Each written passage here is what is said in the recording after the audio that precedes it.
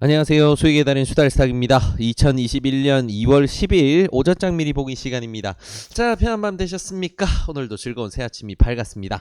자, 어제도 한국장은 왕따 증시가 되었습니다. 네, 그렇습니다.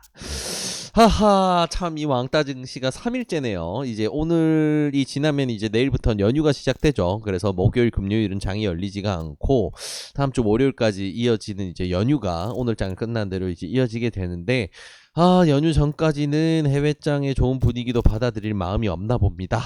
특히나 이제 같이 연휴를 앞두고 있는 연휴의 영향인가라고 우리가 생각을 해볼 수도 있는데, 같은 연휴 이제 춘절 연휴를 앞두고 있는 같은 시기에 진행이 됐죠. 이제 중국장 같은 경우에도 어제장은 굉장히 불타오르게 잘 올라갔거든요. 네, 그리고 니케이 같은 경우에도 거의 보합 근처까지 내렸다가 결국은 재반등에 성공을 하면서 플러스 0.4 정도 상향으로 마무리가 됐는데, 유독 한국 지수는 기가 막히게 빼버렸네요. 네, 그렇습니다. 네, 왕따 증시가 계속 이어지고 있습니다. 아무래도 오늘 이걸 뒤엎고 올려줄 수가 있을지 또 지켜볼 수 있는 포인트인데, 오늘은 또 한국장은 심지어 옵션 만기예요. 그래서 등락이 굉장히 심할 수 있겠구나. 굉장히 좀 쉽지 않은 하루가 되겠구나라는 생각이 듭니다. 좀 이런 해외장의 상승 레이스를 조금이라도 좀 따라왔으면 좋았는데, 어제 장중에는 한국 이제 코스피 200 선물 같은 경우에는 장중에 오전장에 1.5%까지 상승을 했었어요. 근데 그거 마찬가지로 하락하고 마무리가 됐거든요. 참 답답한 일입니다. 굉장히 답답한 일이에요. 네, 좀 풀릴만도 한데 계속해서 좀 한국장을 괴롭히고 있는 이런 상황, 그리고 이제 연휴가 지나고 돌아오는 사이에 어떤 일이 일어날 줄 모르다 보니까 좀 불안정함이 높네요. 아무래도 연휴를 앞두고 다 그동안 이제 아시아를 비롯해서 전 세계에서도 손꼽을 정도로 많이 올려놨던 한국 증시가 연휴가 부담감으로 좀 작용하는 게 아닌가, 이렇게 생각해 볼 수밖에 없을 것 같네요. 네, 일단 그렇게 생각해 봐야 될 것 같고요. 특별한 뉴스나 아니면 특별한 내용은 없습니다. 일단은 연휴를 앞두고 있는 상황이기 때문에, 그리고 시장이 불안정하고 강세장에도 한국장이 반응하지 못하고 있는 이런 위험성 때문에 웬만하면 연휴 전에는 스윙 포트폴리오의 비중을 좀 낮춰두는 게 좋겠죠. 네, 그런 부분 좀 참고하셔서 대응하시면 좋겠습니다. 그래서 시장 상황을 정리하자면, 전 세계적인 강세장 분위기는 잘 유지가 되고 있는데 그 흐름을 한국장은 전혀 따라가질 못하고 있고, 연휴를 앞둔 상황이라서 몸을 좀 사리자, 이렇게 생각하시면 좋을 것 같습니다. 그래서 어제는 실전 맵에다 올려드리지 못했어요. 스윙으로 잡을 수가 없다 보니까 단타로 끊어야 되는데 장이 계속 밀리는 분위기라 종목을 잡을 수가 없겠더라고요. 그래서 어제는 결국은 관망을 하면서 마무리를 했고, 그래서 실전 맵을 업데이트 드리지 않았습니다. 그래서 오늘은 조금 재밌는 흐름이 나와줄지 기대를 하면서 지켜봐야 되겠네요. 자, 그래서 주요 뉴스만 짚어보고 오늘 빠르게 좀 마무리해 보겠습니다.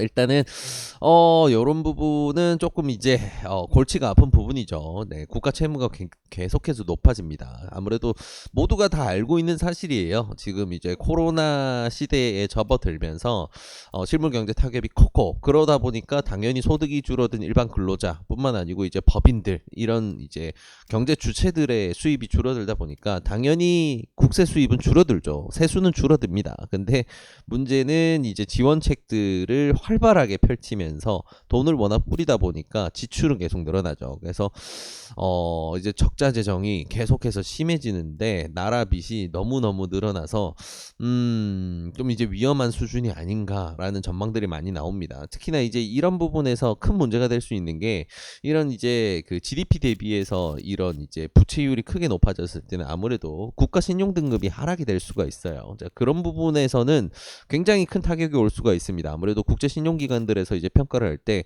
한국의 신용 등급을 낮춘다라고 발표를 하게 되면 그 타격은 증시를 비롯해서 모든 투자 시장에 올 수밖에 없을 거예요. 왜냐하면 외국계 투자 자산들이 빠져나갈 근거가 되기 때문에. 네, 그렇기 때문에 이거는 그냥 뭐 정치가 어때 가지고, 아니면 뭐 당파가 어때 가서 이런 이야기를 할 수 있는 상황이 아니고, 이거는 뭐 솔직히 뭐 당을 떠나서 어떤 어떤 정권이 잡고 있든 이런 상황이 될 수밖에 없었을 거예요. 뭐 수준의 차이는 있을 수 있지만 결국은 총 지출은 늘어나는 방향이 될 수밖에 없었을 텐데 참 문제입니다. 네, 이런 문제 뭐 물론 한국만의 문제는 아니라는 게 그나마 좀 위안이 될 수가 있는데 이런 부분을 조금 타개할 수 있는 근본적인 근거 아니면 이제 지출을 줄일 수 있는 생각 이게 아무래도 정치권에서 좀 필요하겠죠. 그래서 참 어려운 일이다. 네, 이런 부분들은 좀 우리가 관심을 가지고 앞으로 이제 정치를 지켜볼 때 이런 부분도 같이 생각하고 보는 게 좋지 않을까 좀 생각해볼 포인트입니다.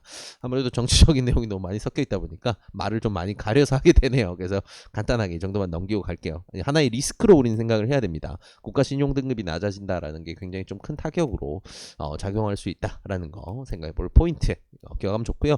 하지만 기업들은 사업을 참 잘하고 있습니다. 자, 대표적인 해운 기업이기도 하고요. 최근 한 달 동안에서 움직임이 굉장히 재밌었던 종목 HMM 뿐만 아니고 대한해운도 있었죠. 왜 이렇게 강하게 움직이나라고 우리가 생각해 볼 수 있는 부분이었는데 이런 이유 때문에 그랬습니다. 해상 운임이 급등을 하면서 오히려 이제 운임을 맞는 운임을 이제 받는 이제 적치량이라고 표현을 하거든요. 컨테이너 적치량은 오히려 감소를 했어요. 2019년 대비 2020년 감소를 했는데 운임이 3배 이상 늘다 보니까 영업이익이 그냥 떡상을 했습니다. 그래서 해운주들이 굉장히 이제 화끈한 움직임들을 잘 보여줬는데 이런 흐름을 이어갈 수 있을까? 일단 기업들이 사업을 잘하고 있다는 내용은 한국에는 굉장히 도움이 되는 일이죠. 그래서 참 기대가 되는 그리고 이제 조선주 같은 경우에도 조선기업들 같은 경우에도 지금 작년에 수주잔고를 크게 늘려놨던 게 본격적으로 실적에 반영되는 게 이제 올해부터죠. 그래서 올해 초에도 수주와 관련된 좋은 뉴스가 들려왔고 그래서 올해 좀 조선주들 움직임들 좀 재밌게 볼 수 있겠다 생각해 볼 수 있을 것 같습니다. 유가가 굉장히 높이 올라왔기 때문에 이런 부분이 리스크로 작용할 수도 있는데 이런 부분을 무시하고 가고 있다. 그리고 항공주들도 특히나 이제 대한항공 같은 경우에 굉장히 강세를 보이고 있죠.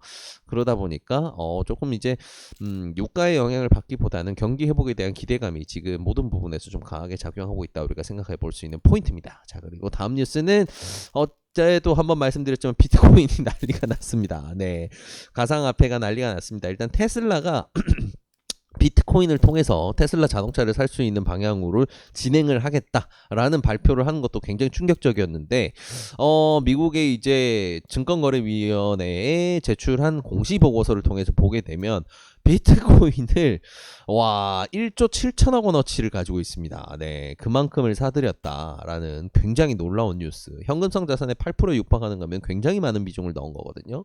그래서 포트폴리오에서도 이제 회사가 가지고 있는 현금성 자산 포트폴리오에서 이렇게 큰 비중을 투자한다라는 거는 머스크는 정말 비트코인에 굉장한 믿음을 가지고 있나 봅니다. 네, 1억 불을 바라본다라던 외신 뉴스들의 일부 보도를 그 정도까지는 좀 무리가 아닐까 라고 우리가 많이들 생각했었는데 이런 뉴스 하나 더해지면서 이제 불타오르는 걸 보게 되면 무작정 불가능한 일이다 생각할 부분은 아니긴 합니다. 자, 근데 우리가 조심해서 생각할 부분 비트코인은 활용처가 없었기 때문에 그동안 명확한 활용처가 없었기 때문에 사실 여기 이 자산을 평가한다는 자체가 무용하다. 그래서 무용론들이 굉장히 이야기가 많았었는데 이렇게 사용처가 생기게 된다라고 한다면 아무래도 이렇게 가치가 새롭게 부각될 수밖에 없죠. 그래서 굉장히 무서운 상승세를 추가로 또 만들어내면서 비트코인이 5천만 원을 이제 돌파를 하는 기염을 토했는데 이런 흐름이 이어질까에 대한 부분은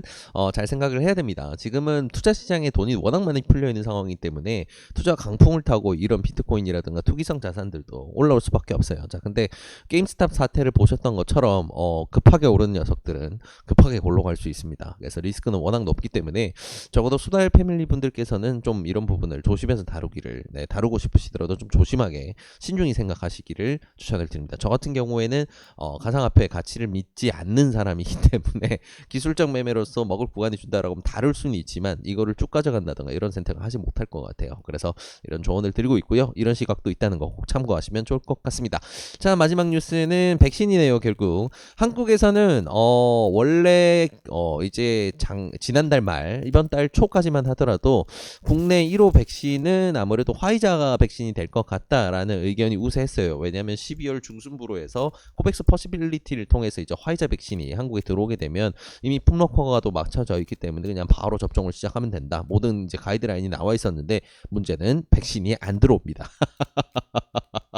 백신 수급이 계속 차질이 생겨서 좀 힘든 상황이고요. 한국 정부에서는 2월 중에 접종을 시작한다라고 이제 말했던 공약을 지키려면 사실 아스트라제네카 백신을 오늘 이제 품목 허가를 승인을 하고 이거를 통해서 이제 백신 투여를 시작을 한다라는 선택지밖에 없어요. 네, 그런 상황이다 보니까 결국은 이제 한국에 이제 확정적으로 공급되기로 하는, 왜냐면 이제 SK 바이오사이언스에서 생산되는 생산분 중에 일부를 이제 선공급 받기로 한 부분이 있기 때문에 확정적으로 공급이 되기 때문에 일정까지 맞출 수가 있죠. 그래서 아무래도 지금 현재 상황에서는 국내 1호 백신은 아스트라제네카 백신이 될 가능성이 높다. 근데 이제 효능 논란이 아무래도 있기 때문에 당분간 시끌시끌하겠구나 이렇게 생각해 봐야 될 것 같아요.